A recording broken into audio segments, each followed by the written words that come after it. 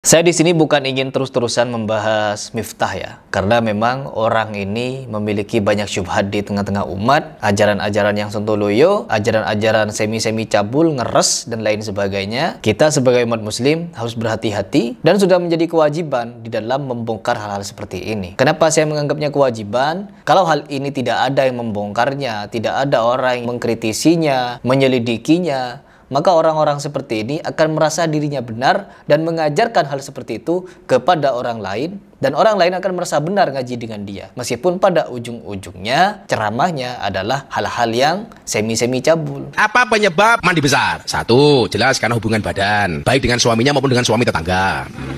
Lah iya toh. Akan seperti itu nanti. Dan kita saksikan bersama seperti video saya sebelumnya membahas Miftah, yang dimana Miftah ini katanya punya jemaahnya seorang LC, dan LC-nya itu katanya, menurut ceritanya, entah ceritanya benar atau hoax, saya tidak mau ikut campur, yang penting keluar dari lisannya. Jangankan kepada lisannya sendiri, kepada kitab-kitab atau cerita-cerita yang sejatinya itu tidak terjadi kepada Nabi Muhammad SAW, diceritakan olehnya seolah-olah itu benar. Kedustaan atas Nabi dia ceritakan, apalagi tentang dirinya. Itu prediksi saya dan dugaan saya. Dan semoga ucapan itu benar lah. Jadi memang benar dia mengucapkan hal sontoloyo itu. Ya, itu saja teman-teman. Bikin kita miris, apalagi kepada hal yang lain. Dan sekarang beredar ya video yang nggak tahu ini kapan, intinya memberikan tampilan Miftah yang dulu dengan yang sekarang, dan juga disertai oleh seorang kiai yang katanya dia adalah guru Miftah, dan dia memberikan statement, saya ini adalah guru Miftah sejak dia itu bukan siapa-siapa, sejak dia melarat ya, sejak dia melarat katanya. Nggak tahu kalau sekarang sudah bagaimana. Kalau menurut pengakuan Miftah ini banyak uangnya teman-teman. Gus Kausar senior, kalau umurnya tua saya Pak, tapi ilmunya banyak Gus Kausar, tapi uangnya banyak saya. Memang saya ini tidak setinggi Gus Kausar ilmunya, tapi uangnya lebih tebal saya, katanya begitu. Ya jelas, karena dia pinter manjat teman-teman, manjat sana sini. Sampai tembus ke Jokowi, sampai diduga pondok pesantrennya dibangun atas uang negara. Intinya banyak kesontoloyoan lah, yang dimana kita harus membongkar ini memang. Agar masyarakat tuh melek fakta dan tahu bagaimana mencari panutan. Dan video dulu dan sekarang ini benar-benar mengherankan. Coba kita simak dulu video Miftah yang dulu teman-teman, yang dimana mungkin itu belum siapa-siapa. Oh ini dia ya teman-teman. Para warga masyarakat.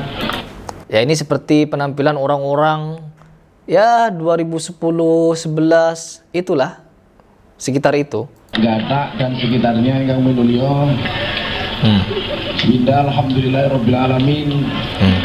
Wonten enjang menika kula panjenengan. Penampilan lawas Gus Miftah, rambut panjang, tubuh agak gemuk dan pipi tembem.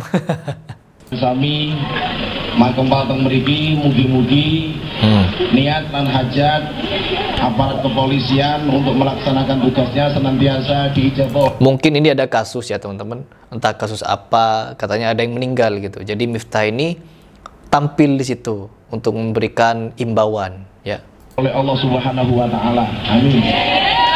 Niki kula matur, niki monggo sing badhe mirsani mboten napa-napa, tapi satu hal yang kula suwun, jangan melakukan tindakan apapun yang berlawanan dengan hukum.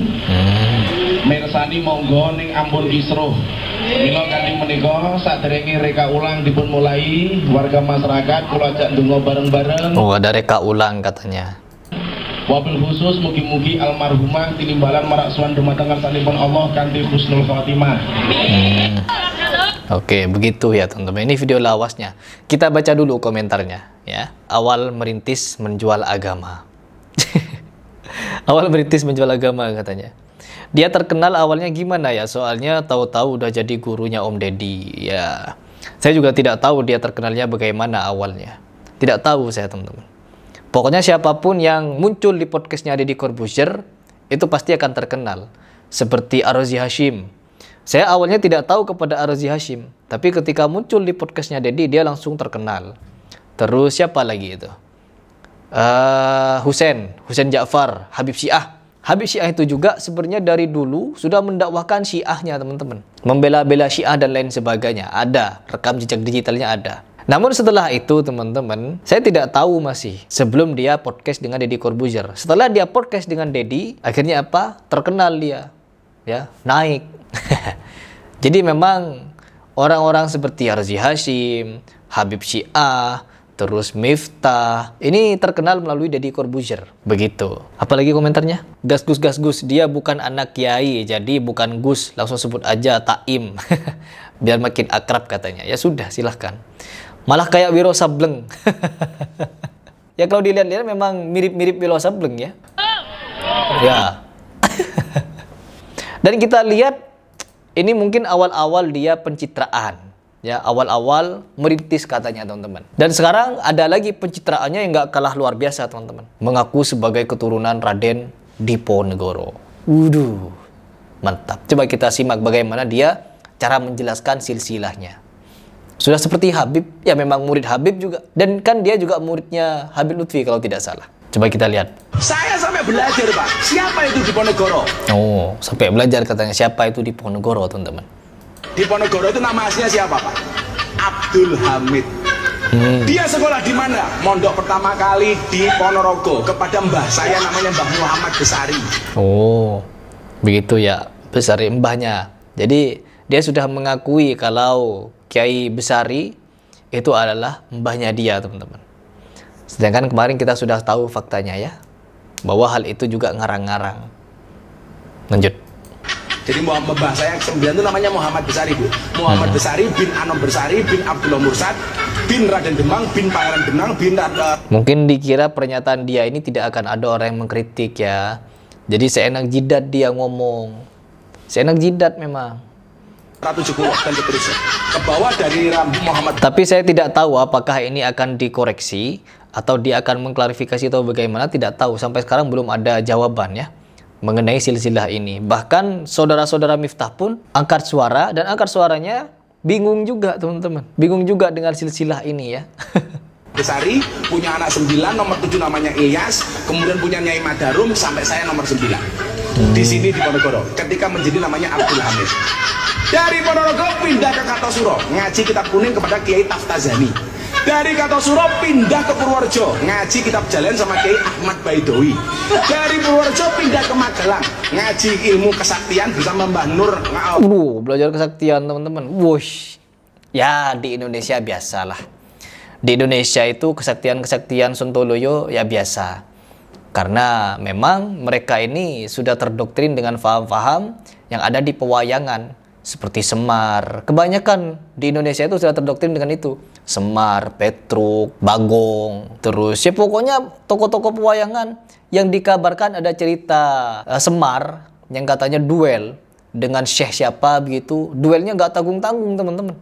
40 hari 40 malam. Rasulullah SAW saja ketika perang, Ali bin Abi Thalib duel dengan salah satu jagoan orang kafir teman-teman. Nggak nyampe 30 menit ya. Ngos-ngosan. Oh enggak kalau di Indonesia. Pakai kesaktian ilmu. Seperti Naruto teman-teman.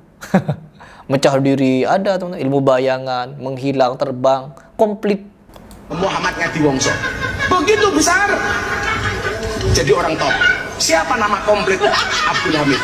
Kiai Haji Bendoro Radenas Abdul Hamid Ontowiryo Mustahar Heru Cokro Senopati Engalogo Sayyidin Panotogomo Amirul Mukminin Khalifatullah Tanah Jawa Pahlawan Gua Selarong Pangeran Diponegoro. Tepuk tangan. Saya dulu diajarkan untuk itu, Pak. Ini pencitraannya yang sekarang teman-teman. Ini pencitraannya sekarang. Tambah jos. Dulu ketika masih agak berisi, pipi agak tembem katanya, nggak seperti ini. Tapi setelah dia manjat, lebih good lagi teman-teman. Di-upgrade, pencitraannya di-upgrade. Ya Allah, coba kita baca komentar lagi. Lancar banget ngibulnya. Tombol panggil BNN.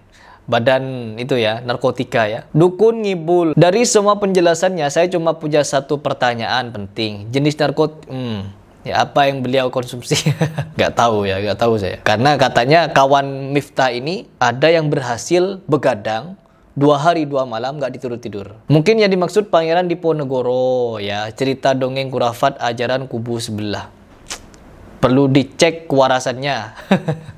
Jadi memang kita sudah lama dinabobokkan dengan cerita-cerita takhayul, bid'ah dan khurafat, yang dimana banyak bermunculan hal-hal yang sontoloyo di negara ini. Banyak teman-teman. Bahkan fenomena weldo itu sangat sontoloyo itu di Surabaya. Hanya bersempak-sempak, diundang di acara apa begitu, solawatan, nari guling-guling teman-teman. Jumpalitan, nari pakai sempak, ditonton anak-anak, dewasa. Ya Allah, primitif sekali ya teman-teman. Dan itu dianggap oleh Allah. Dan sama Cak Nun dikatakan apa? Bertauhid katanya. Setelah video itu viral, saya mencoba menghubungi tim Cak Nun, mengajak dialog dengan Cak Nun, berikut dengan siapa namanya itu? Dengan Weldo, bertiga. Live. Apa jawabannya? Ditolak. Nolak, mereka gak mau teman-teman. Alasannya juga apa? Aneh. Kami tidak tahu kalau Weldo itu sekarang sudah mengaku sebagai agen Tuhan katanya. Ya Allah. Pengakuannya seperti itu. Padahal pengakuan Weldo itu jadi agen Tuhan sudah 10 tahun yang lalu. Dan Weldo itu diundang ke panggung ceramahnya Cak Nun itu sekitar ya 4 tahunan yang lalu lah. Pas corona mungkin. Di 2019 atau 20 begitu. Ini kesontoloyan yang ada di negara kita. Dan ini butuh tenaga ekstra untuk mendakwahinya teman-teman. Sangat-sangat butuh. Sampai kapanpun yang namanya kebatilan harus tetap dilawan. Dan yang hak harus kita sampaikan. Apapun resikonya. Apalagi di bagian Miftah ini pelawak. Kita tidak akan membiarkan pelawak dianggap tokoh di negara ini. Siapapun orangnya.